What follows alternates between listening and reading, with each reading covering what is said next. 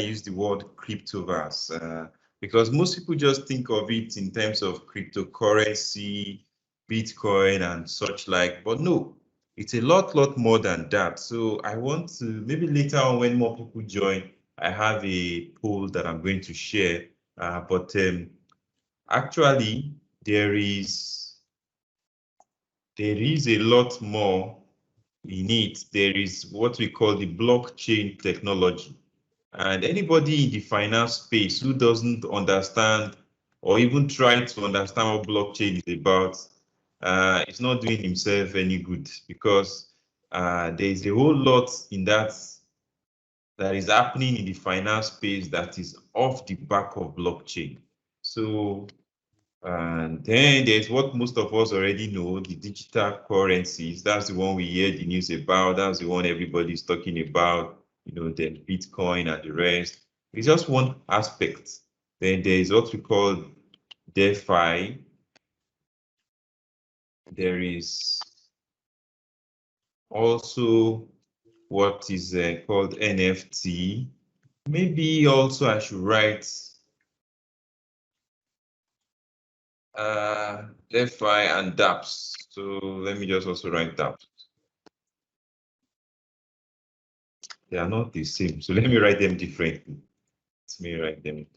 dApps. Okay. So we are going to talk about them all.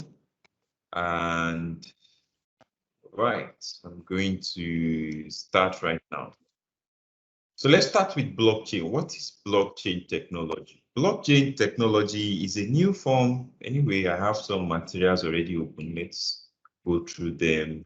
So at least as I'm explaining, you'll be able to see for yourself what it is I'm trying to explain to us. So if you can see my screen, you'll notice that I already have somewhere that there's a bit more details than what I can even gather together in slides. So I decided, let me use this so I can open our minds to it. So blockchain is a system of recording information, right? In a way that makes it impossible.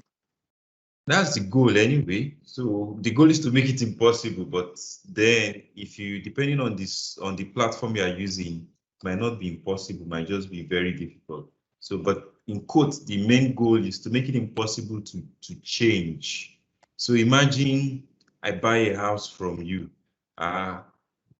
It is just, if we use blockchain to do the transaction, when I say blockchain, it's not about to pay the money, but blockchain to keep the record that I gave you this in exchange for your land, and then you gave me the land. There can never be a court case. There can never be anything that can dispute it. It's just indisputable. That record is live and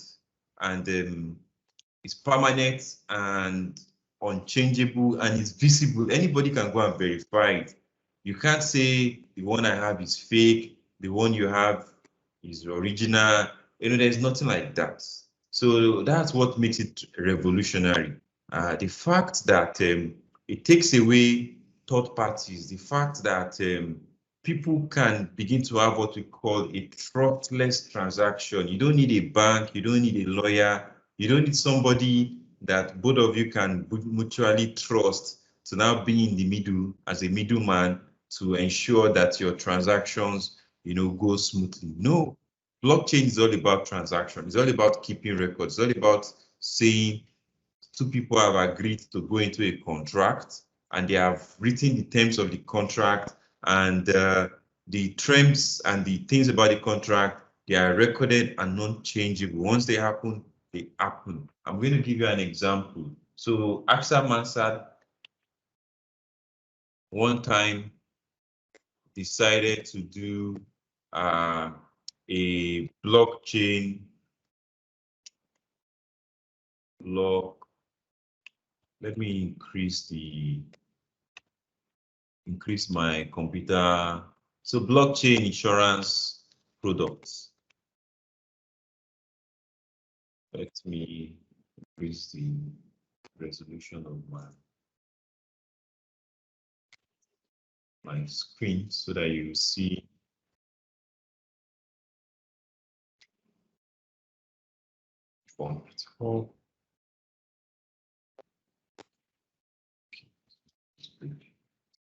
So anything I'm showing should be a lot clearer for you to see.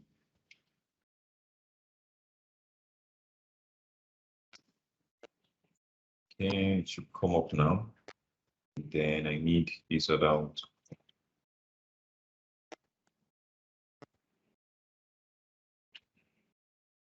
Good. All right, so let's look at a product that AXA, not AXA Mansard actually, AXA International, the giant insurance company. See?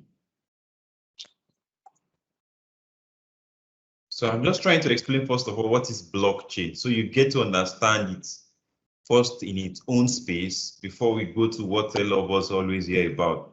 So what did I say before? I know a lot of, few people are just joining us. So I was taking us through what a blockchain is. And I was using this one, first of all, as a way to let you understand that blockchain is just a system of recording. That's the thing. It's a system of recording information in a way that makes it impossible to change, to hack, or to just contest. Anything that is recorded on the blockchain is available for anybody to verify. It's alive. It's transparent. It's permanent. Imagine that all the transactions that happen in the bank, right? They put it on a public network, that anybody can Google and see it, right? Do you think somebody will be able to deny that it transferred me money?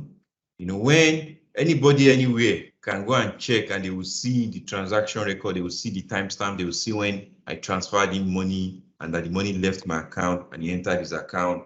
You don't need to call a bank to now start verifying. I've sent somebody money, said he didn't see it. That's, just think about it. That's why it's a big deal in the finance, because in the finance space, that is where we have an entire industry built on keeping you out, being the only people who can see what is happening, and even though it's your money that you want to send to somebody else, imagine that we are seeing one another. Will I not just give you the cash? And that's it. I don't need somebody in between, right? I give you the cash, you give me whatever it is you're supposed to give me, we say bye-bye to ourselves and we go, right? But then because we're in a cashless environment, we're in an environment where cash cannot travel borders, I have to be physically there with you, and there's some level of transactions that you can't do with cash. So you find out that there's an entire banking system that is built on that friction, that is built on that issue, right? And they are powerful. That's just the funny thing. They have grown so powerful that they are the ones who consider this whole blockchain as something that is going to affect them the most.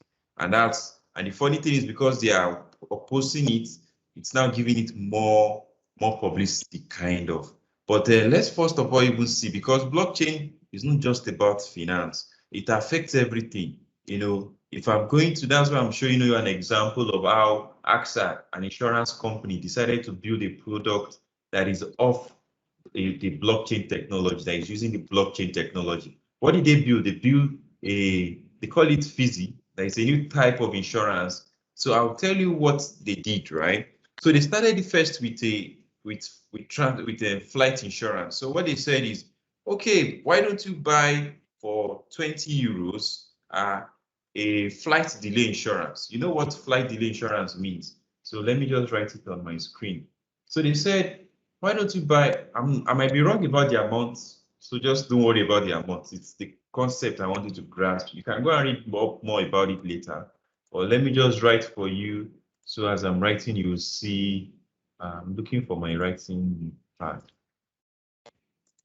This is it. So let me use this one. So AXA is an insurance. I think they are the biggest in the world. They are also the parent owner. They are the parent company of AXA Mansard in Nigeria, in case you know AXA Mansard. I want this to come up, so I'll write it because it's easier for you to see what I'm writing and follow along.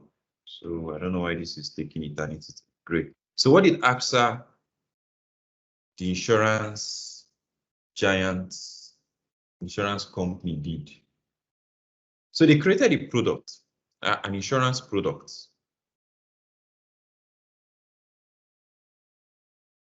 To use the blockchain technology.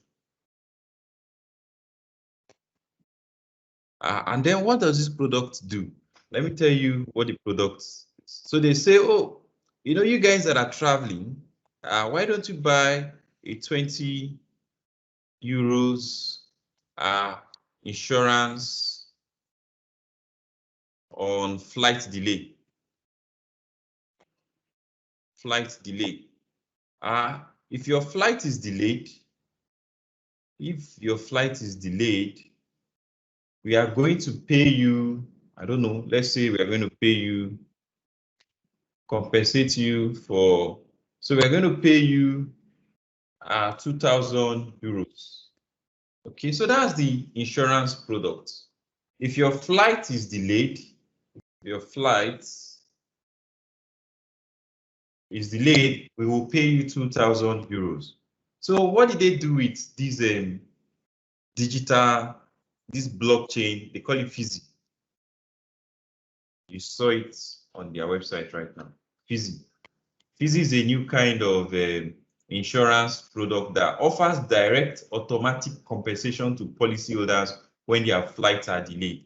So if your flight is, okay, it's even 2 hours. If your flight is delayed by 2 hours, if your flight is delayed, then instantly you get the money. You don't have to call anybody. You don't have to file any claims. Why? Because it is on a blockchain. So what it means is, on the blockchain, there's what we call input. There's what we call conditions and outputs. It's a very simplified way to write it, but that's actually all that happens. An output, right? So the input is, okay, we say that, let me look for somebody in the house. So we say Joseph. So we say Joseph, input is Joseph has paid, Joe has paid $20, 20 euros. Now he has paid it to AXA Mansard. Okay. Now the condition is he's paid it for a flight insurance. Now if his flight is delayed, so if the flight is delayed by 2 hours or more, then Joe is going to receive 2,000 euros, right? So the product already sits, the blockchain product, the Fizzy already sits in AXA's environment, which means, this payment stuff is already connected to AXA's account, kind of. So you, Joe, you are just paying 20. A lot of us, there might be 2,000 of us who have bought. That's what insurance do. A lot of people buy for it. So maybe 1,000 of us have bought, $20, 20 euros insurance. So 1,000 of us means 20,000, right? Not all of us, hopefully, for AXA, not all of us should have our flight delayed, right? So we've all paid into that account, right? Then for anybody that his flight is delayed 2 hours, forget about Nigeria. It's in Nigeria where your flight, you will not know whether it's, somebody has to be announcing it. Oh, your flight has been delayed, and they will not even tell you how many minutes. In those developed countries, in France, in Europe, there's an information center. There is the IT side where information system side where it is not somebody that will have to announce. Yeah, somebody will announce it, but you see it also on the screen. It will be captured on Google Map. If you are using Google Map, it will also show on your Google Map that flight has been delayed. There's a whole lot of, it pushes it out via API. That information is pushed out to every, in fact, somebody in America is going to know. Maybe there are some people, their flight needs to connect with one flight. They will know ahead. So it pushes it out, whether it's flight or it's train. So there is a proper IS, unlike Nigeria, where it's somebody that will announce it. You don't see it on any screen. There's no anywhere it's connected. So don't think about it in our Nigerian space. In that developed world space, instantly that information is propagated to everywhere. So there's no controversy, or what's the word? Nobody can come and dispute it. No, it was not delayed to us. No, it was delayed to us. Nope. it's something that is just general knowledge. Nobody disputes it. So instantly that condition is met, their system is connected to the flight IS, the airport, the whatever domain they cover, right? So instantly that your flight is delayed by 2 hours, says no, you just see your account, bam, 2,000 euros as enter. It's just automated. That's why they said it's automated. No human being is going to be involved. You don't have to, you don't have an account manager. You don't have to call anybody. So that is blockchain, right?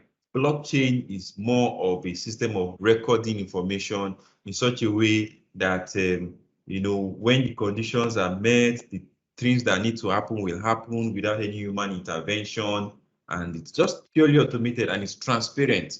Anybody can see it. Anybody can go and check on the blockchain and see when that activity happened, who are the parties involved, how much was involved, so it's very transparent. The only thing is you might not see Joe will be anonymized, so you won't know it's Joe. You will just see his public ID, something that it's like an account number that you don't know is the one. So and then like that. So that's blockchain. Let me quickly, since we have a larger house now, let me just quickly run the poll.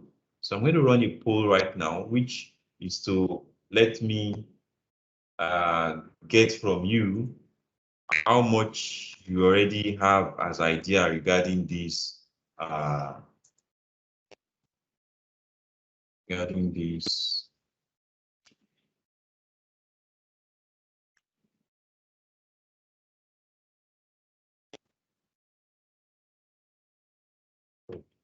One said sound was not. Ifeanyi, are you hearing the sound now? I didn't even hear that. Thanks to Mr. Sadidi. Okay, so let me just paste the. So I've pasted the link for the poll. So quickly, just let's hear from you all. So let me start the presentation of the poll. Let's start with the first question, actually.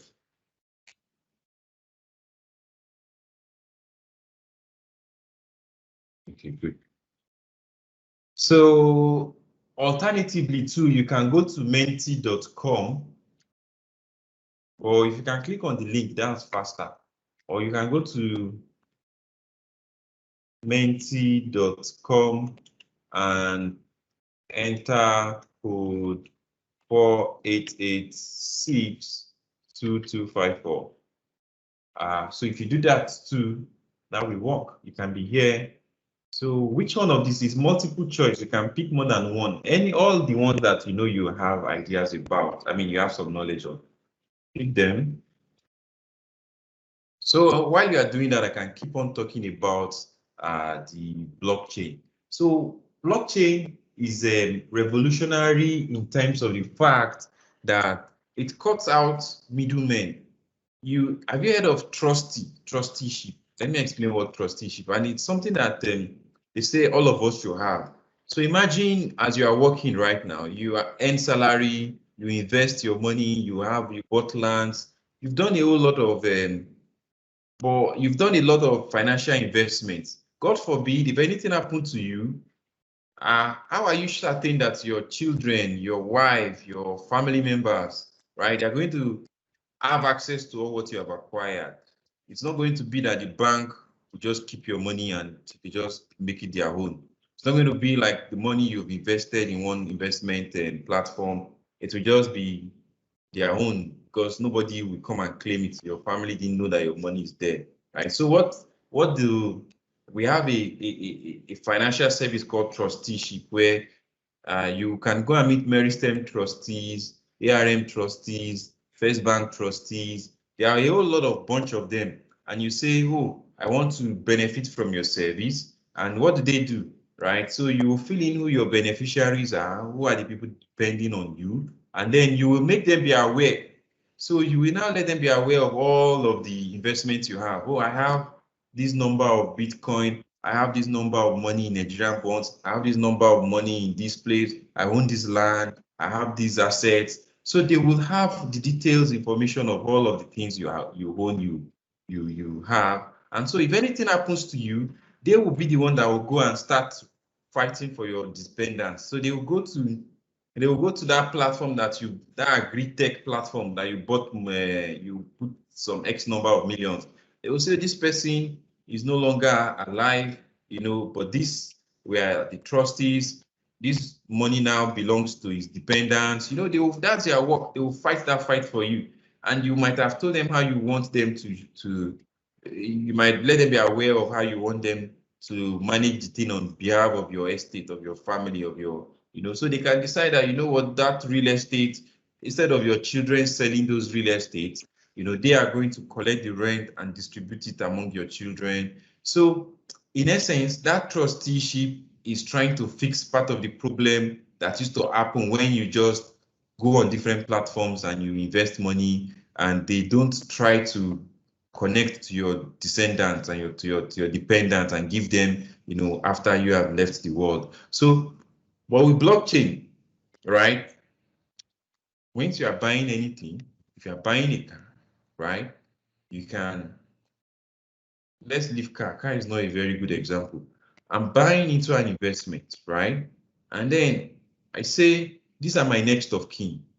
You don't even need to do anything crazy. We always feed those information. If you are opening an account with an investment mutual fund, they will always ask you your next of kin is, So that information, that portion is always there. But when you are doing this via blockchain, right? If anything happens to you, instantly, it transfers the ownership to whoever it is you have put as your dependent. So if you buy land via blockchain, you just have ultimate peace of mind. If anything happens to you, it will automatically transfer, the land ownership to, there's nobody that can come and dispute it.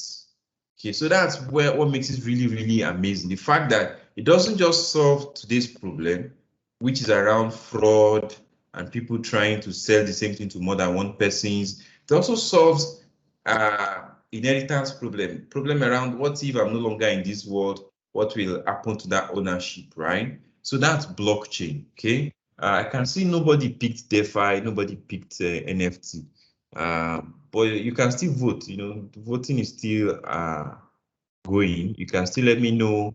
I see only 4 people have voted. It would be nice if we get more people. So let me go to the other one, the other question, which is nice question. How does the blockchain know that something has happened to you? Okay, so it's a whole ecosystem that is being set up, which means that's what is revolutionary about. It's just like internet. So you could be like, think about e-commerce. This question you're asking is very much like somebody, if I tell you about e-commerce 20 years ago, and I say, you just go on a website, and you will see a bag, you see different bags, clothes, you pick the one you like, and you pay, and they will deliver it to you. Are you not going to ask, how will I know that's even the bag? Like, how will I buy a bag without seeing it? How will they know my house address? How will I, now those questions will look irrelevant, right? But then they were a big deal. A lot of companies died in early 1990s and 2000s because people were asking this kind of question. How will the bags get to me? How will how will it be what I picked? How will I know that's the thing I'm buying? So, but to answer you, right, the thing is, it's an entire ecosystem. The same way if you are buying online, it's an entire ecosystem you are leveraging. The minute that I have an online store, I'm not the same person who is in charge of the payment gateway. I'm not Flutterwave, I'm not Paystack. I'm not the GIG or the DHL or the UPS that will come and deliver the product to your house, right? So you see that there's a whole lot of stakeholders that are making it happen, right? So the same way to me that I'm going to sell you a land or sell you a assets online, right? I'm selling you an investment. I'm selling you my car. We're using blockchain, right? I'm not going to be the owner of the blockchain technology. I'm not also going to be the person who is going to be keeping track of who is alive, who is not alive, right? There is another people who what they do is they I don't know what name they will be called because it's not very broad stream, right? So there are some people who what they do is they keep track of the things that relates to inheritance, that relates to ownership transfer. So you would have already bought their service. Maybe the name of the company is ABC.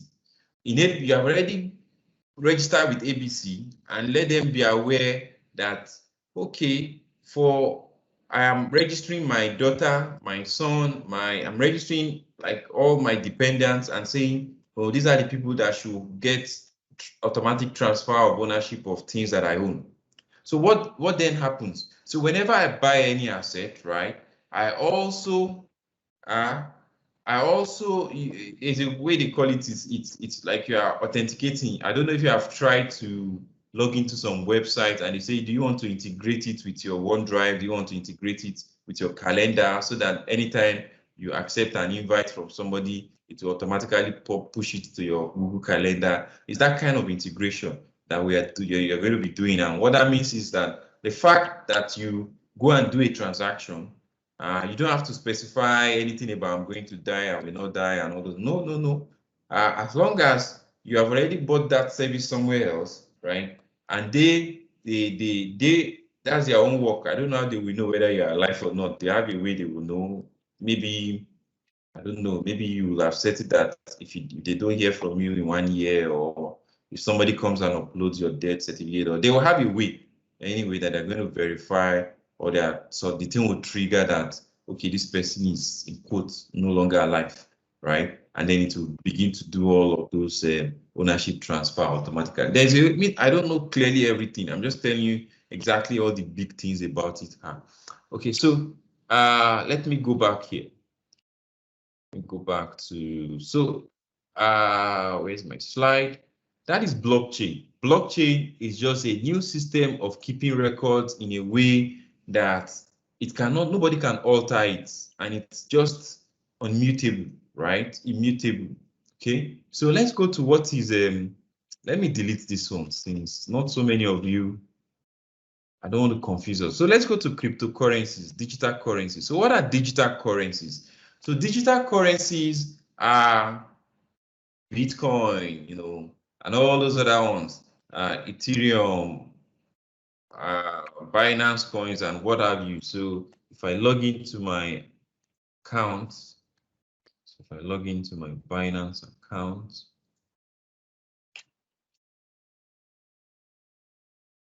I log into, I'm gonna have a ledger.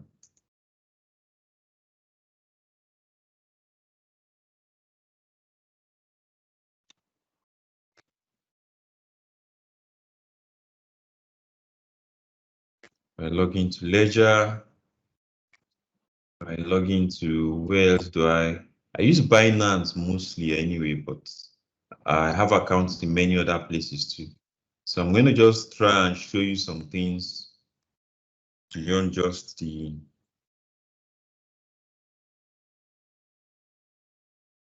let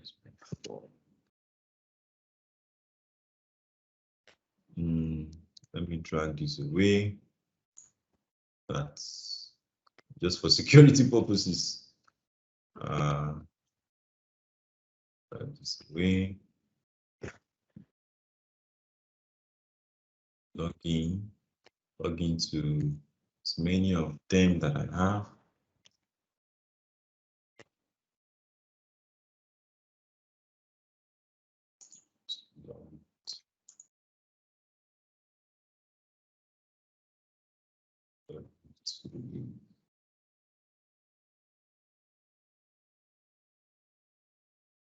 So I'm logging in. I don't want you to see my login, not you per se. Well, this is being recorded. So that's the main reason I'm doing it. But you can see one on my screen. So this is my ledger. Let me go slowly at it. So let's first go to what everybody knows. Then I start going to what everybody should know that they don't know, kind of.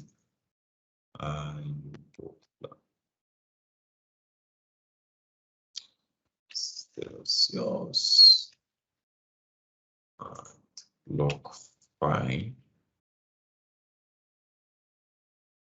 Okay, so as I'm opening them and trying to log in, let me be telling you. So I know we are, from what you've said, you are exposed to cryptocurrency, and are cryptocurrencies are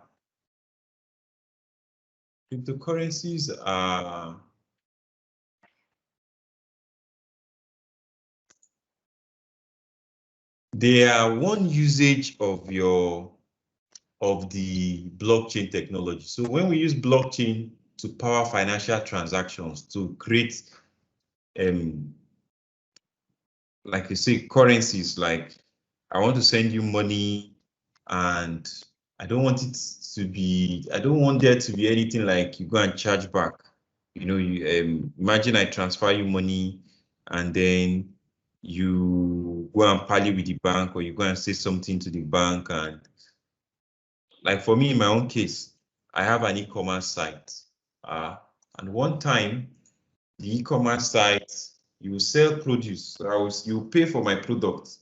And then I've sent you the product. You will now go and complain to your bank that is a fraudulent charge, that you did not buy anything from me and you are seeing an alert on your and what will the bank do? The bank will go and reverse the transaction. So now you have my product and you also have the money, right? That one will never happen with cryptocurrency. You know, it's non reversible. So that's why you just have to be careful that nobody has your details. But the good thing is it also uses one of the strongest this thing. So we have what we call two-factor, three-factor authentication, that before somebody will break it, and that person must be, imagine you have a token, those hardware token. Can somebody go and transfer money without you being, it's very rare, except the person is there with you and he collects the token from your hand, you know, they can't. So now their own is even much stronger. It's not just token alone. There are like three things. That is very, if you, like now I'm trying to log into Binance. It's sending me SMS, it's sending something to my email, it's going to do another Google. That's what we call almost four-factor authentication, right? So before you can go into my account and go and remove my stuff, I don't know, it's you the stress. I don't know how you will probably have to turn to a ghost that you'll be following me and you'll be looking over my shoulder, and I will not know, I will not see you. So anyway, I'm almost done. I'm gathering the other things, asking for my Google authentication. 9, 7. I'm not supposed to call it out. So okay. So once this goes in, I can drag the screen back. Sign. You also sign in on this other one. Sorry, I'm trying to sign in on all of them at once, so that I'll just bring the screen back and we are good to go. Sales, bank yourself, BlockFi. I have account BlockFi.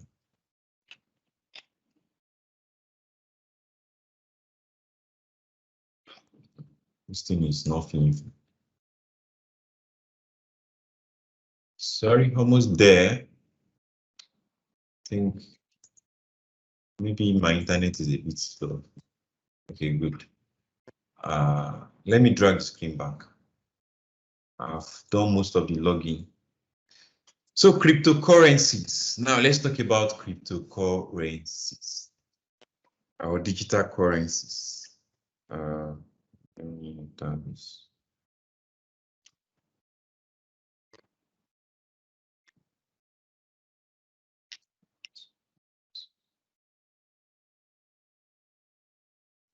Okay.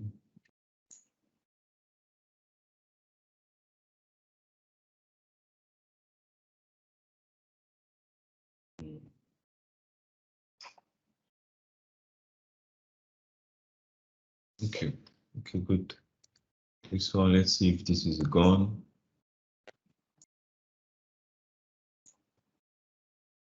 Let's see this.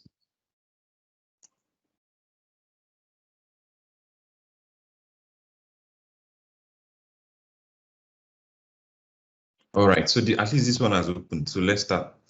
What are cryptocurrencies, right?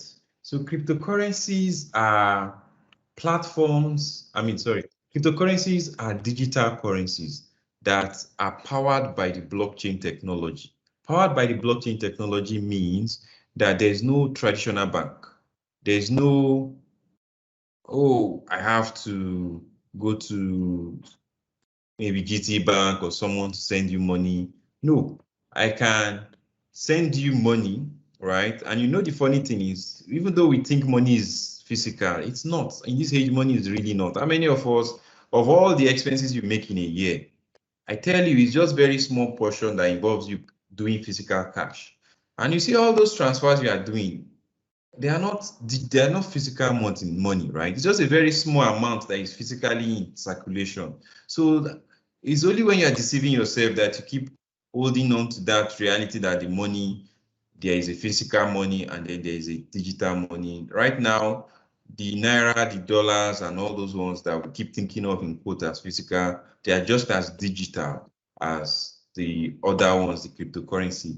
The difference is just who is controlling what, right? So we know that for the naira, dollar, euro, we have a CBN, we have a Federal Reserve, we have the ECB, we have like a central government-backed bodies that are controlling those ones, right? And because governments have been around for a very long time, we are much already we have trust in them. Let me use that word, right? So we don't feel like the naira will disappear and all of that. So just back to the cryptocurrency. The cryptocurrency are just very much the same kind of money, except that they don't do the physical version. So you can't go and withdraw Bitcoin physically. There's not, they might do next, they might decide to create something that would be like a physical representation. We never can tell because it's not a big thing to do, but then there is not, right? So back to digital currencies. There are three categories of digital currencies. So there's the ones that is fully decentralized. So there's the ones that is fully decentralized. So digital currencies. And that's the one many of us hear about. So there's when it comes to cryptocurrencies, digital currencies, there is the fully decentralized one. That's the one where nobody owns it. That's the Bitcoin, the Ethereum, and the rest, right? There's let me just use the word semi-decentralized. There is a body that is controlling it. The body tells you that they are going to be doing public audits. They'll make the information available. Like imagine when you have in a company, you have a union. Say you have a cooperative union or workers union. That is different from the company management. Company management, they will do things they will not tell you. They will tell you what they want you to know, right? But when you are in a company union, the idea is they should always carry everybody along. They should always tell everybody what it is. But you now know that you have some people who will be making decisions on behalf of everybody, who will represent everybody, who have some bit of more power. But when it comes to transparency, they shouldn't be keeping others in the dark, right? So that's semi-decentralized. An example is Ripple. Ripple tries to follow that approach. An example is what Facebook was trying to do. I don't know if you remember, there was a time Facebook was trying to create their own currency, and like that. So those ones are semi-decentralized. They want it to be transparent. They don't want it to look like there's somebody forcing their own opinion on everybody. But then again, too, it's not just like anybody, no ownership. You will know these are the people. When you look at Ripple, you will know there's a company called Ripple that is custodian of the whole thing. For Bitcoin, there's no company, there's no anybody you can point to, right? Then there's now the one that we call centralized, almost like government run or centralized. So centralized is, we all have been hearing that a lot of countries are trying to create their own cryptocurrency. Turkey, China, even US actually, just that because US, they know how to do their own. They will be ahead of everybody, but they will not, they control the news. So, almost of all the news we hear in the world is actually from CNN and all the rest, or somebody repeating what they've said. So you see, they will have the most number of a nuclear bomb, but you will never see it as a problem. It is the small one Iran is doing. It's the small one some other people are doing. That's the one they make it look like that's a problem in the world. So I'm just trying to say that you'll be amazed that they might even have a lot more in terms of these centralized cryptocurrencies than the rest of the world.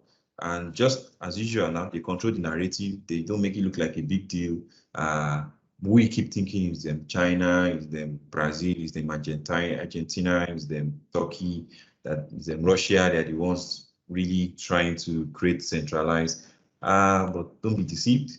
US is also always exploring all the options. So these are the different digital currencies, right? So most of us, this is the ones we are always, that's the one everybody is always aware of because that's the one publicity is around, okay? So that's digital currency, that's cryptocurrency. I'm not here to talk about which one to buy, which one not to buy. I'm just trying to explain, the entire space. So the whole thing is just that, how do you deal with cryptocurrencies? So you can go on an exchange. So for these ones, for the fully centralized and the semi-decentralized, most of them you can buy them directly from an exchange. And what are exchanges? Exchanges are places like marketplace. They are marketplace they're like bureau de change. Imagine your bureau de change where you go and change your naira to dollar, right? Now imagine that they now have an online place where you can bring your dollar and you collect naira, and you bring your euro and you collect naira, and you bring your naira and you collect pounds. So that's exactly what this one is, right? Some are registered with government, some are not registered with government. The same way too, your malam can be registered as a bureau de change. It might not be registered. So it's just the very same thing. It's just that it's online. So that's cryptocurrencies and exchanges. So typically you take your money here, you buy, you take out. Okay. So let's now move on. Okay.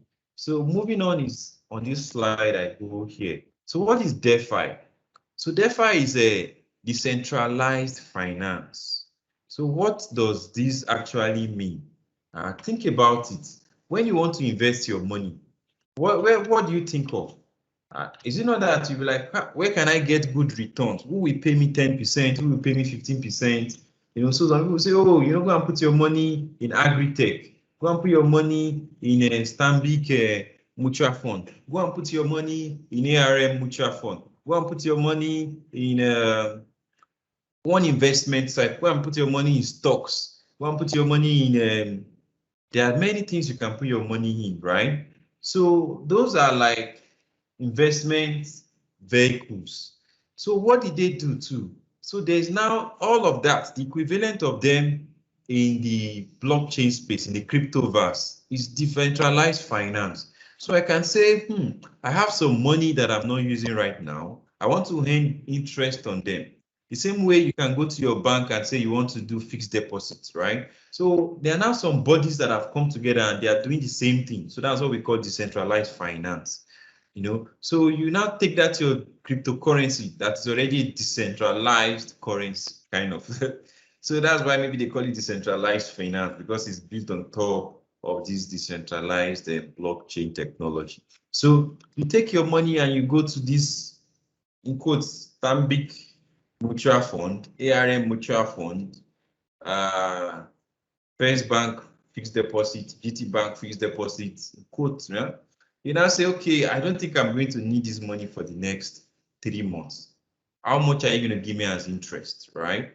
And they will tell you, oh, okay, our interest rate is 12% yearly, is 8% yearly. You put your money there, and as normal banks will do, they will lend other people your money, and then they will pay you part of the interest that they get back, right? So the same concept underlines decentralized finance. So what most of us are not aware of is that they also exist. If you use Binance, you will find it there. So if you go to Binance, there's a portion that it calls N. And it's even called finance, Binance N.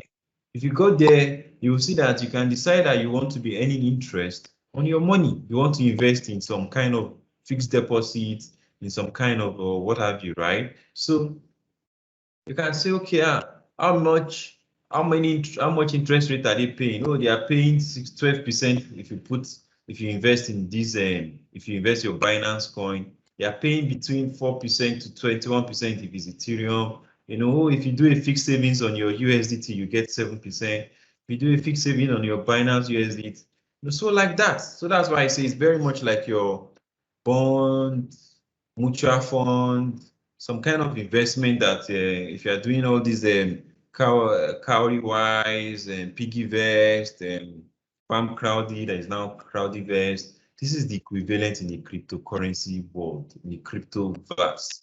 Okay, so the same way you know that you might not get the best rate from your bank. That's why many people don't want to keep their money in the bank. So this exchange too are like banks kind of. So many people just know, oh, I will get a better one if I take my money to somebody else. So that's where you now have some investment bodies that they are like ARM, they are like Capital Investment One, they are like United Capital. People, all they do is they don't provide banking service, they don't provide bureau de change, they don't provide any other service. What they do purely is they provide investment services, right? So an example is UOLDA. Let me see if I can just log in so you see, because I have some money there. Maybe if you see a live one, it might help you understand it a bit better. 516498.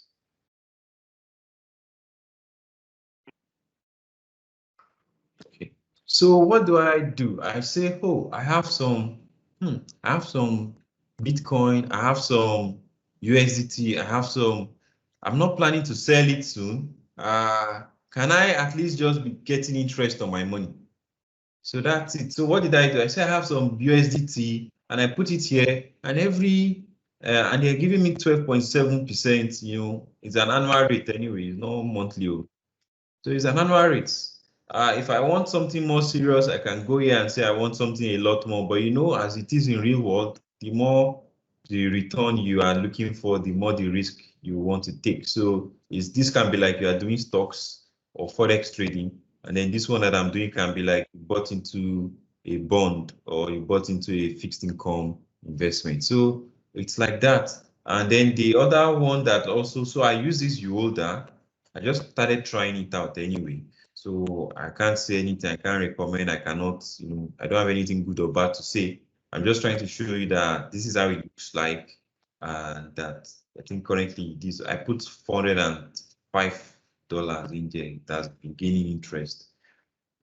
Then there is another one called Celsius. So I think this Celsius is even much more popular than the older. So the same thing too, they give you interest. So these are what we call the DeFi, decentralized finance.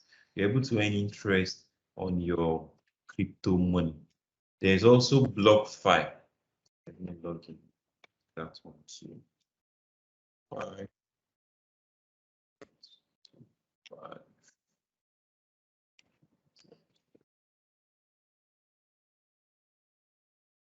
So it's logging in. Wow. Okay. It's the same thing too as that one. Let me just go to the website. Maybe you'll see their details. I don't have to log in. I don't even have money there, so there's no essence of logging. The one that I have money in is the one I've shown you. So you see, don't just buy crypto and start earning interest on it. So that's what DeFi means actually. It's in the future of finance. They say it's the future of finance. It allows you to be able to borrow money without. So if instead of you going to bank to borrow money, you can go there to borrow money, because the same way they collect money and give me interest, my money to their borrowing, they are lending it out to people. So they make it easy for commoners, people like me and you, without having to have collateral, without having to, you can borrow money, and you can borrow money in any currency. So if you're in Nigeria, it's difficult for you to borrow in dollars, right? So that's why they are calling it decentralized finance. It's taking away all the roadblocks that many of us face. And then maybe soon they'll start doing credit check and credit risk, and people might be able to borrow at different rates. So people say this is also the future in that financial inclusion space, where access to credit, access to loan, and you to being able to earn a globally competitive return on your investment. As I am in Nigeria now, I don't have access to some investment opportunity that somebody in US can have. But in this decentralized finance, everybody everywhere in the whole world have equal access to everything. in quotes, because government always find a way to squish us, and then they will say, oh, this platform only people in US can use it because of government regulation or something. Okay, so that is decentralized finance. I hope you are clear. Then what is NFT? NFT is non-fungible token.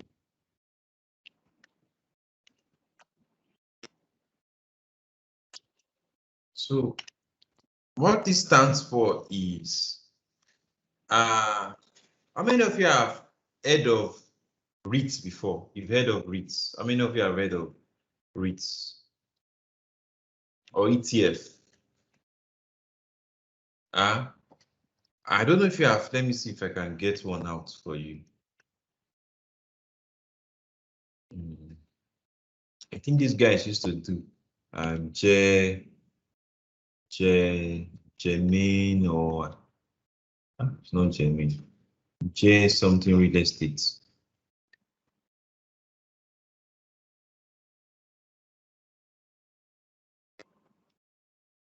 I think it's Gerald.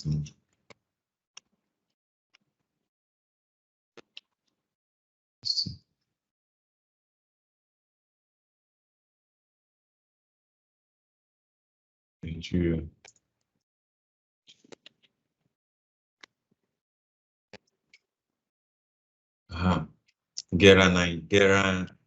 Grenadines Homes. So let's see. I want to bring out a real life example and help you to understand how this thing works. So these guys, one time ago, about 5 years ago, they were trying to sell me an investment opportunity. So they say they are building a hotel, a very big hotel somewhere, or tower or something. And so they say I can own a room in the hotel. So instead of them going to look for people who will now give them $20 million or all that money they need, what did they say? They look for people like me and you who don't have all those many $million of naira. And they say, that's your 5 million naira, that's your 2 million naira. Why don't you bring it and you own a portion of this building? So whatever rent we are collecting, we'll share it across everybody. And if you are able to buy a complete room, then you can own it. You can decide that your room you want to be staying there, or you can let them be managing it for you. But let's even talk about the one where you can't come and stay there. Or maybe what you own, 3 of you own the room. So in quotes, you can only be getting the money that comes from it. You can only sell your portion of your ownership. But you can't come and say you want to come and repaint one third of the room. There's no thing that says this is your own portion. Well, let me look for it. At least this is a Nigerian something, so maybe when I mention it, makes it easy for you to understand. I hope they still have it.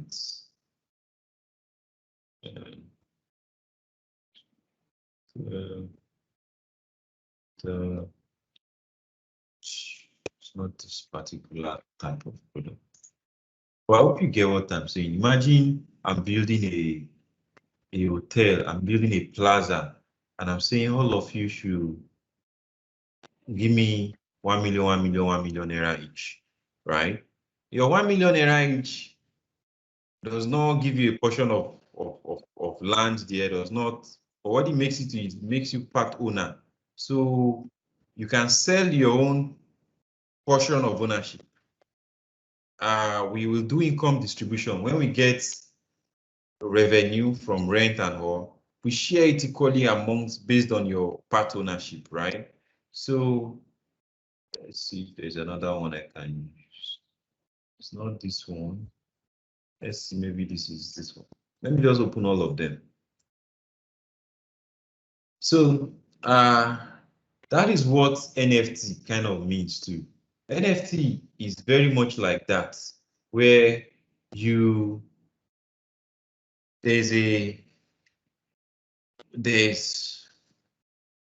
are buying something, but that thing you have bought, right? It's other people to have some portion of it. So we are selling an estate, but now NFT. So what do? We break the estate. So we are selling Michael Olafusi estates. We now break that estate. So that's why it's very much like REITs. It's very much like REITs, Real Estate Investment Trust, REITs. So we can break the estate and say, this estate, we are going to break it into 1 million units, right? So let me come back here. NFT. So I'm selling an asset, right? I'm selling an estate. So I'm selling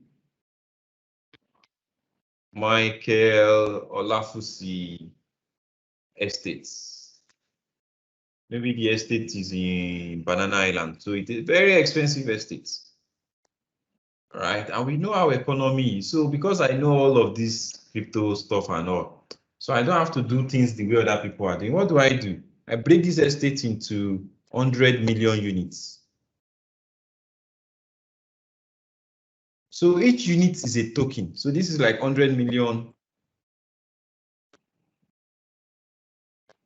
tokens. Are you seeing why it's called NFT, non-fungible tokens? So I can be selling each token at 10,000 naira. So I can say, okay, each token costs 10,000 naira per token. So what does that mean? You can buy into this estate, even if all what you have is 10,000 naira. You just buy one token, and that's it. And the person who has 100 million naira is also going to be able to buy. I don't know what that would be now. 100 million naira will be 10,000 tokens. So he's going to be able to buy 10,000 tokens, right? So you buy as much as your money can afford, right? And then what is it? Because it is built on blockchain, nobody can come and dispossess you. In fact, somebody cannot go and sell the entire estate because it doesn't have all the tokens. For you to be able to sell all the entire estate, you must have all the 100 million tokens. So you can see how it protects you as buyer. You cannot be like, somebody cannot go and sell just because your own portion is very small. They now go and sell the company without your knowledge. It's not possible. In the company certificate of registration, your name is there. You have shares. Your shares, even if your share is 0.02, it is something that they cannot sell. Only you can sell it. So as long as your share is there, the company cannot be sold 100%, and they can't. The people can only sell their own portion, right? So that's how NFT works, right? So people, this is the original big case. But then some people even decide to say, you know what, I can create digital content, you know, I'm a musician. I can create tokens for my music. So maybe I am, who is the guy reigning now? Who is this guy that got Grammy? What's his name? Burna Boy. Burna Boy. So maybe I'm Burna Boy, or I'm helping Burna Boy with all this stuff, right? We can create tokens for his music. So what do? Give me one of his very popular music. Which one do people really like a lot about his music? Shall go on Google like this. Sunshine Bobo. Okay, great. Thank you, sir. So now we can create. But Sunshine Bobo is like something that is it not Shino Peters or somebody that sang now? Yeah. I've been hearing Sunshine Bobo for a long before Burna Boy. And before started using it as their own stuff. So let's say we create a token for him for Sunshine Bobo.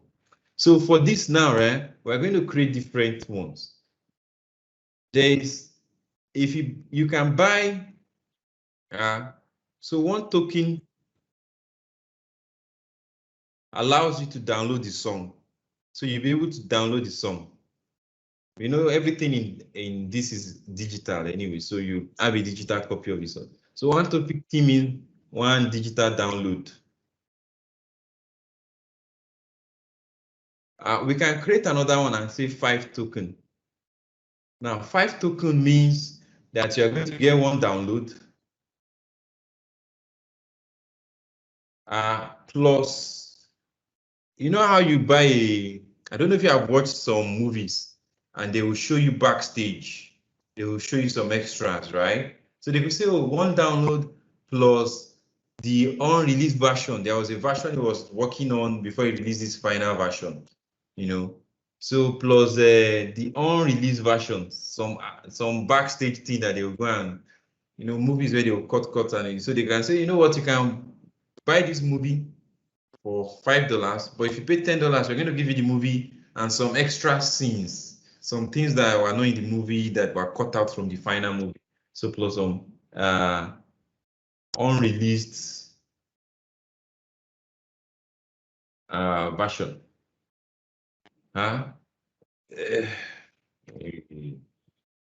Then great.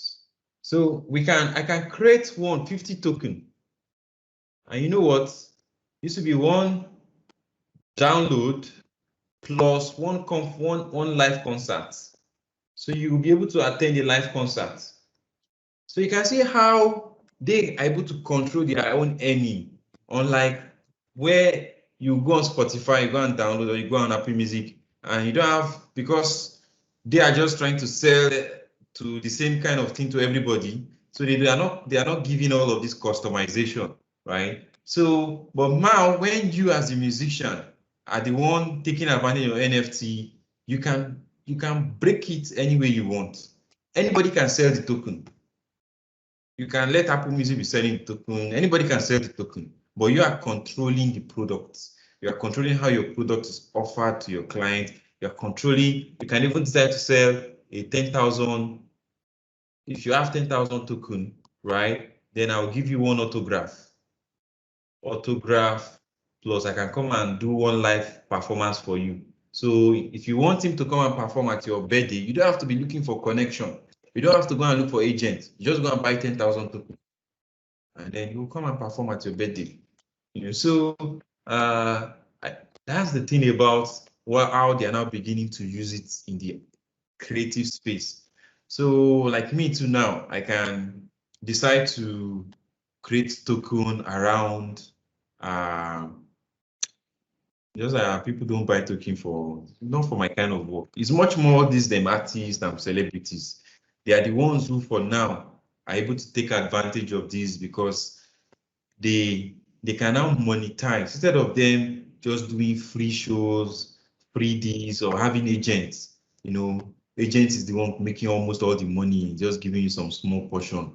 You know, you can now have more control. You know, that's the whole essence of everything that is around the blockchain. It's about decentralizing, making people directly control their own actions. Let me use that word. You are removing agents, middlemen, and the rest. So I can be like just that in Nigeria, musicians are the popular people. So that's why I'm using musicians.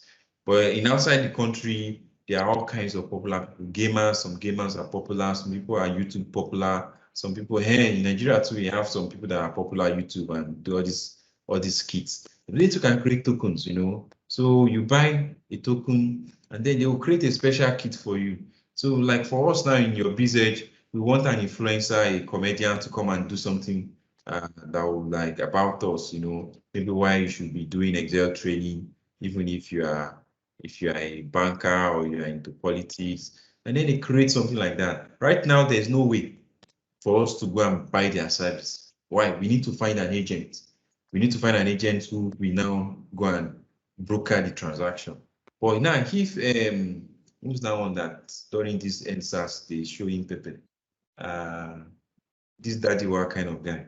If that guy has done token, right, then I can buy 100 token, and maybe 100 token will be for a 2-minute skit, and he will just ask for our details. Okay, what do we want him to say, and we just fill in the form, and boom, I've already paid. So it's not a kind of, it's like a standardized product for him now. It will, once you buy it and you want to claim it, maybe there's a Google form. You will fill, okay, your name, what you want him to mention about you, and then because you have paid, you bought the 200 token one, you can only get 2 minutes or 30 seconds kit, and then he does it, and then he gives you the link to download it, or maybe you pay $100 if you want him to put it on his own YouTube for you, and like that. And it's so he can control. He doesn't have to now be expecting that it's only what YouTube gives him.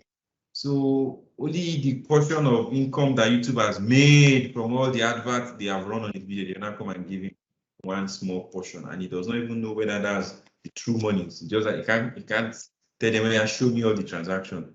You know, that's what agents do. You know, you don't see everything. They just show you the aspect that you need to see, and they pay you small, and they make the more money.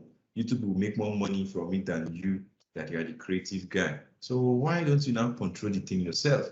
So, and then lastly, to end it, is I found something really interesting. You can buy virtual land. So I've been those who are a bit close to me will have seen me talk about this. So you can go and buy virtual land. If you're a gamer, it's a big thing already in the gaming world. So you can maybe you play a game, and instead of you having to win before you have the best, you are paying carries. It's until you win before you will now win some coins that you now use to go and upgrade your car. I can just jump into the game now and just buy, buy some upgrade on my car, buy this, buy that, so that you that you have been playing the game for 3 years before you got enough coins to win the kind of stuff that can upgrade your car. Me, I got into the game today and I just upgraded my car, paid for this, paid for that, and boom. So they already do that. But now they want to take it more, right? So you can even buy, so in the game, right? I can own the pit stop. I can go and buy the pit stop, the place where you go when your car needs to refill, right? You know, and maybe you pay coins to refill, right? So I can begin to own all those small things, and those coins are right now. Before, there used to be coins that is just coins inside the game. I'm playing FIFA 2004. You know, I'm playing carries, Nitro, whatever it is. You know, the coins does not have any name, but now the coins have name. The coins are now like bitcoins, so they are now crypto coins that you now buy. And then if I'm the owner of the pit stop, or I have a plaza, and you can go into my plaza and shop and buy maybe the newest gears, the newest things. You know, you pay me in coins, right? Those coins are now real. Those coins are now coins that me myself I can go and sell, you know, and get in naira and in dollars and whatsoever, right? So that's the latest version. So you can even begin to buy digital assets within a virtual world. The virtual world can be in a game world. It's much more popular in a game world because gamers already pay for those kind of things. So you can now decide that I'm into Fortnite. So in that Fortnite game, you know, I can decide to start buying some assets there. And so if anybody use my asset and they pay some coins, you know, those coins I can go and redeem them, right? So it's an interesting world if you ask me, you know. It's just that most people don't see beyond the Bitcoin and those ones. And it's also unfortunate anyway. I'm sure some people didn't even join this webinar because they thought I was going to talk about Bitcoin. So Bitcoin is a very small part of the whole cryptoverse. There's a whole lot going on that many of us don't know, especially in Nigeria where we are not that digitally savvy. But there's a lot of things happening in the real digital world in Japan, South Korea, those ones that are already like 40 years ahead of us, you know. We are just scratching the surface. So any questions? I've come to the end. Hopefully I've talked about all of this, right? So the last part I talked about is that NFT. Those coins are like NFTs, but now they are now in currencies of a cryptocurrency. You know, so if I'm going to be buying 50 tokens from Burna Boy, so that I can have maybe a signed copy of his song, or somewhere where he's going to mention my name, he'll be like, hey, this song is mixed for Michael Olafusi. The same way where when you're listening to some song, it's mixed by DJ something. Yeah, Egosa, your question. Hello? Your hand is up. I think it's Mr. Glory. Mr. Glory, I can see your hand up. Yes, sir. You are on mute. Okay, yeah, yes. Okay, Michael, good afternoon. Good afternoon. It's a pleasure. I was surprised. I was like, this name looks familiar. Yeah, I just like, this is Mr. Glory. Thanks for joining. Well done. I'm enjoying the presentation. Okay, sir. Well done. The question I have is, that blockchain, cryptocurrency now, how do you value? Because I just the way the thing rise up and down is moving up and down. How do you even do the valuation of cryptocurrency? What is actually the true value of, let's say, Ethereum or any of the coins now? How do you value it? Okay, That's my question. Thank you. okay, thank you too, sir. I also see, Okoyemi, your question, can I short crypto? I think you even have been asking me that too before now. So I will try to answer the two. How does blockchain? Okay, great. So I'll try to answer the two. And for me, because I don't, to be sincere, even in the old world, there is no one answer. Everybody you ask have their own answer. So the only thing I know I can do is I can share more about my own background. Like I can share more about the things that came to me saying this is what I'm leaning towards. So let me show you my own journey and how, to be sincere, I've always been making money from crypto. I've not made a loss at all from crypto. And my approach has kind of so far played out well. So here is it. Let me even show you first of all. You see what you are looking at in this my account, this $1,472 dollars. Last week it was 3,000 something dollars. Now this money you are looking at in December, it was actually about $600. Was it $600? I don't think it's up to, yeah, let's say it was like $600 around November last year. Okay, so this is it. My first exposure to cryptocurrency was in 2005. The one I remember, I think there was one I did before then. Okay, yeah, 2015. It's very funny. That time there is no platform that allow Nigerians like easily now. So I went to local coins. That was the name, local coins. Now, so it's a peer-to-peer, it's a peer-to-peer platform because there was no platforms that allow us to buy with Naira or even register. Most of them, once you pick Nigeria, they just say maybe they don't allow Nigerians or whatever. So, but these people, what they do, they're just a P2P. So I bought from somebody in Ghana. I used Paga to pay. That was very funny. So Paga is in Ghana. That's the only transaction I think I've even done with Paga.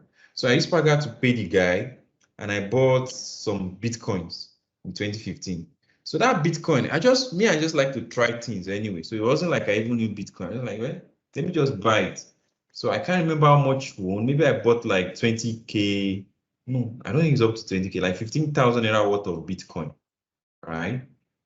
And I think the last time because that Bitcoin, I didn't use everything. The last time I logged into my account, the amount that was there from the one that remained, I think is even more than this 15,000 naira right now. But that was my first exposure. Then my second exposure was, I just finished a master's in financial engineering. No, it's not even that one, sorry. I was doing a master, my MBA, with a school in Cyprus, MBA, with a school in Cyprus, Nicosia. So that university, University of Nicosia, they like to pride themselves as a very technology-forward university. So they were the first university to accept payments in Bitcoin. So you could pay for your school fees in Bitcoin. So when they started allowing us, and my school fees was instrumental, I didn't have all the money to pay at once. So I was paying installment. So in year 2016, so when it got to one of my installment, I now decided to go and buy Bitcoin and pay to just try it. And it worked.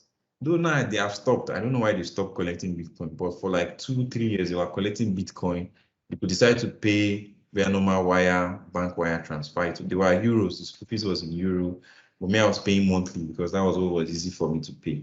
So you know what? because of this, my exposure all this far back, even though I was not investing or ever thought of it as an investment, but I was noticing the first time I bought, let's say maybe the first time I bought, maybe it was $560 to one Bitcoin in 2015. Then maybe when I bought again, it was already $980 to a Bitcoin. You know, that means this thing is going up in value. So I already had a kind of detached understanding of the value. Now the value has been steadily going up since when I got my exposure to it in 2015. So that gave me a baseline. Gave me a baseline of, I know this thing cannot come below whatever it was this year, right? And then so suddenly when things started caught us as fever in Nigeria here in 2017 to 2018. That was when I started seeing it as something you can do investing. Before, I never saw it as something you invest in. I just saw it as something for some technology people that some people are writing about, that this will change the world and blah, blah. But then until 2018, 2017, when people started telling me, oh, buy Bitcoin to go up into, that's when I started thinking of it as an investment, right? So, but when I saw the price at $12,000 and the rest, and I said, no, no, wait, something that I bought $560 3 years ago, $90, no, I'm not buying. So that was what made me avoid the crash that happened there. Why? I had a anchor, I had a benchmark, I had some idea of what it was. So that's where most people used to fall into the trap. They just come in, they don't have an idea of why it has been before, something that just went up. So like now, when it crashed in 2018, so between 2019 to 2020, I was steadily buying. As at October 2020, I think I had maybe like 4,000 something cryptos. I had it in Bitcoin and Ethereum and the rest, right? I was steadily buying, and sometimes I would sell off. It was going up and down, but I never made loss. It would go up. Sometimes I would sell. Maybe I needed to buy some things. So for me, how do I know? There's no way to value it, because it's not like a company that you say is producing profits. It's not like, it's very much like gold, that it's, you just buy it because you think it will go up. It's purely that reason. That's the reason you buy it to go up.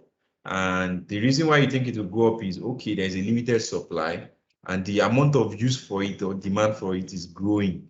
So as long as you think the demand is solving a problem that will exist, for which I know for certain, because I've been on the technology side. The masters in financial engineering I just finished, there was a module we did that was on blockchain, and they went at it from an academic approach. So I know all that is happening.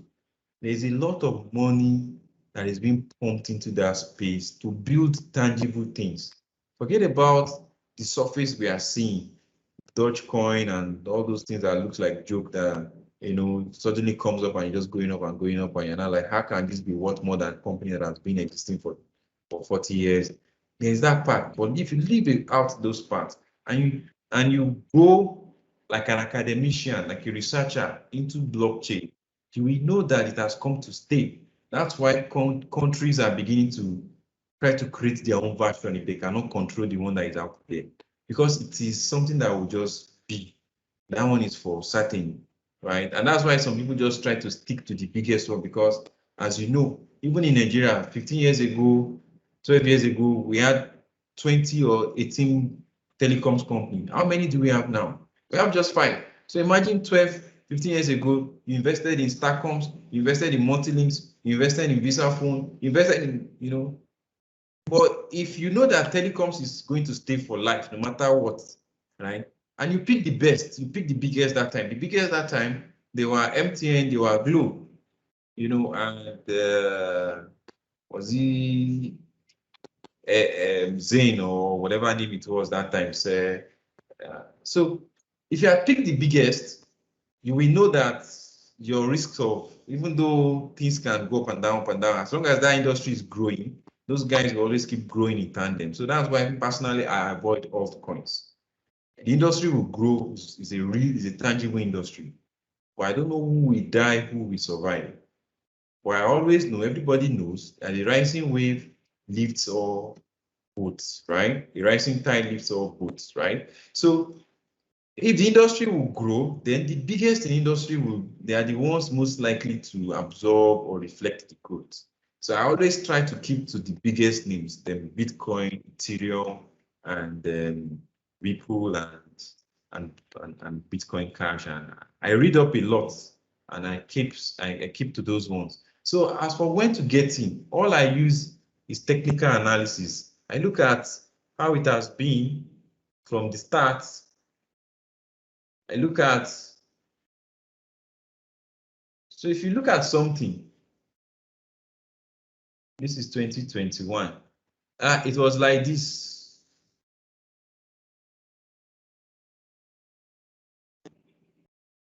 If the price has been like this, bros, I'm not going to buy at any time this thing is up here because I know it will come down again. So that's why I'm telling people that right now, me, I'm not buying because I know it will come down. I don't know. You might like, how will I know it has come down? Whenever it comes down, it doesn't stay down for 6 months. When it came down in 2018, it didn't stay down for 6 months and go back up 2019. It stayed down from that 2018 to 2021 up to December 2020 before it went up. When it's down, you will know it is down. Nobody will be talking about Bitcoin again. It will be like something of the past. It will be like Nigerian stock market, the way we are looking at it. So when it's down, you will know it is down. All those ones people are saying it has come down now. Oh, buy the dip. That's not the dip. Oh. The dip when when the dip has come, everybody. In fact, people will not talk about Bitcoin again. If you are talking about Bitcoin, nobody will listen to you because they will just be remembering how their money got lost, and that's the real down, right? So when it is down, that's when I was buying 2019, 2020, and I gained 20%, 30%. Just that unfortunately, I did some big ticket expenses last year, December. So I have sold off many of my Bitcoin around December, and that's why I'm not gaining many. Whatever I'm gaining right now is the little I didn't sell. That's why I didn't gain much with this rally that went up. But since the rally came up, I was buying steady almost every month last year. I was buying something, what you call dollar cost average. I was almost buying every month last year, right? But this year I've not bought at all because something that was 10,000, 9,000, 12,000. I've never bought it 12,000. It was always 8,000, 7,000, 9,000 was the max I bought last year. You now say I should come and pay 40,000 for it. There's no theory you will tell me. The theory did not just the fact that Bitcoin is limited. It was limited in supply last year. There's nothing that happened suddenly between last year and this year that to me justifies that huge spike. I might be wrong, but it's a wrong that I'm happy to live with because eventually I'm right. The pattern always shows it comes down.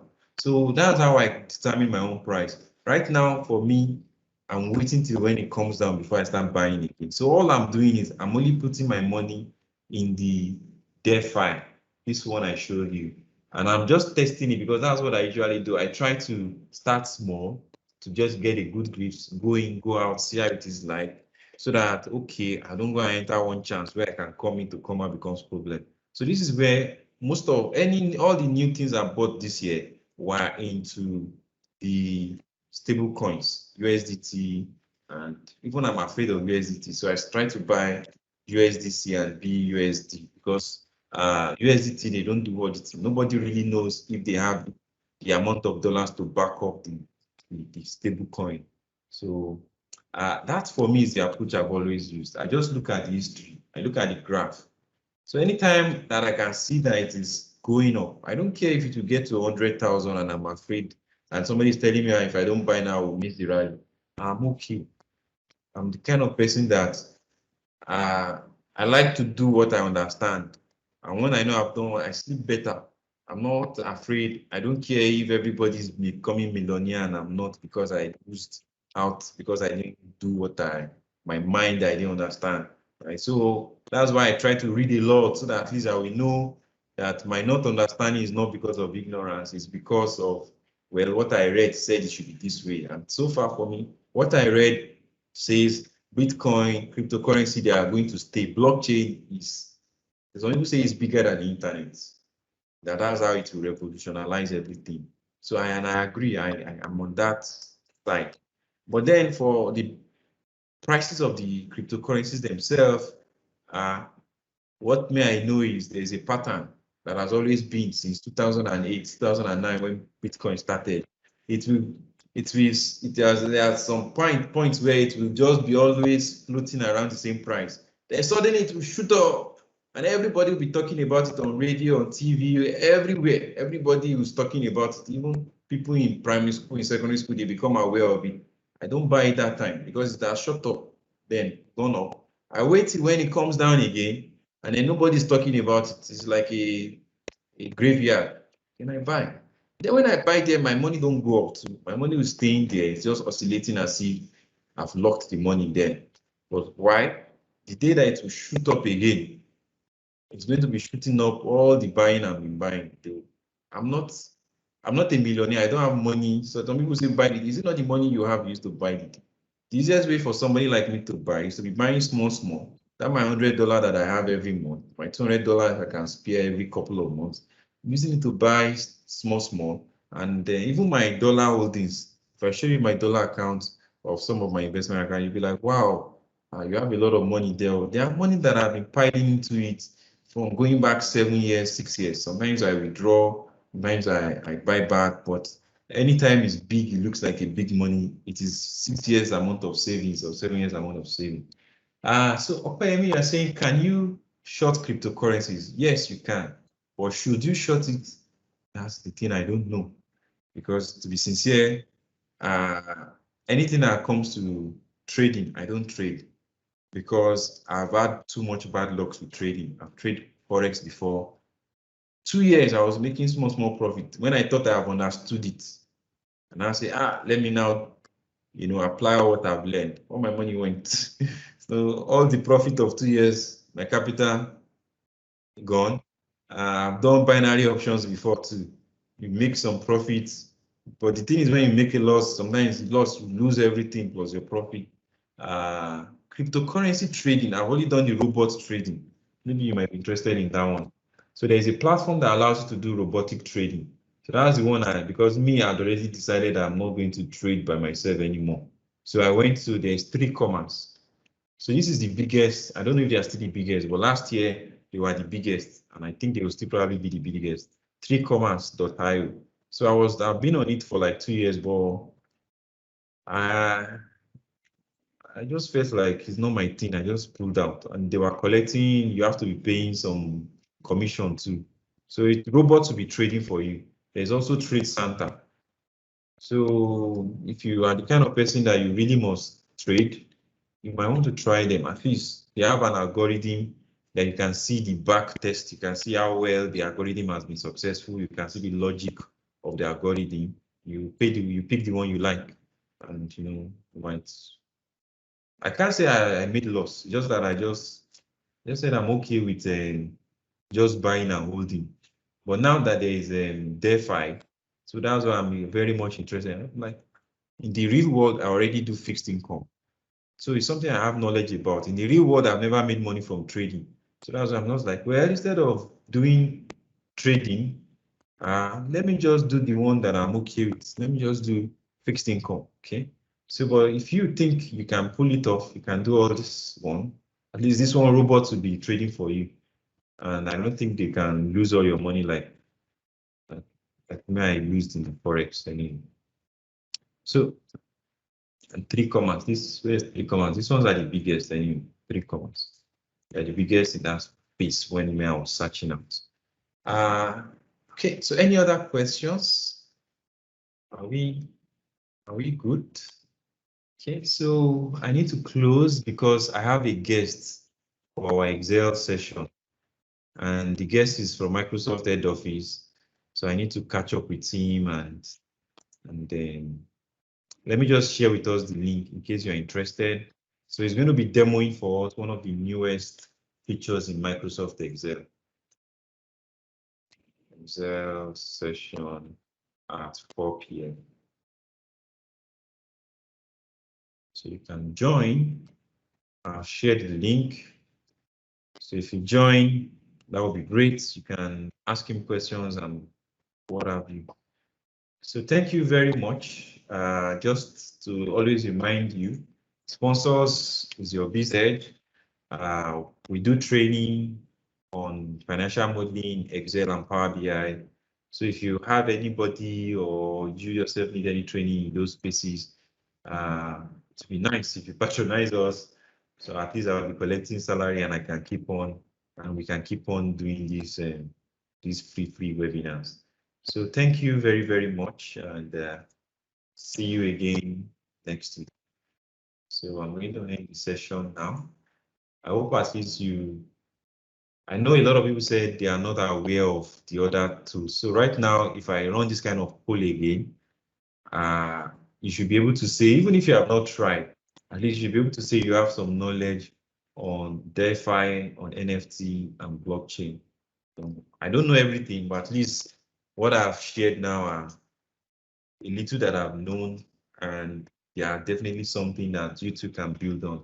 So thank you very, very much, and have a nice Sunday. So see you again next week, and bye-bye.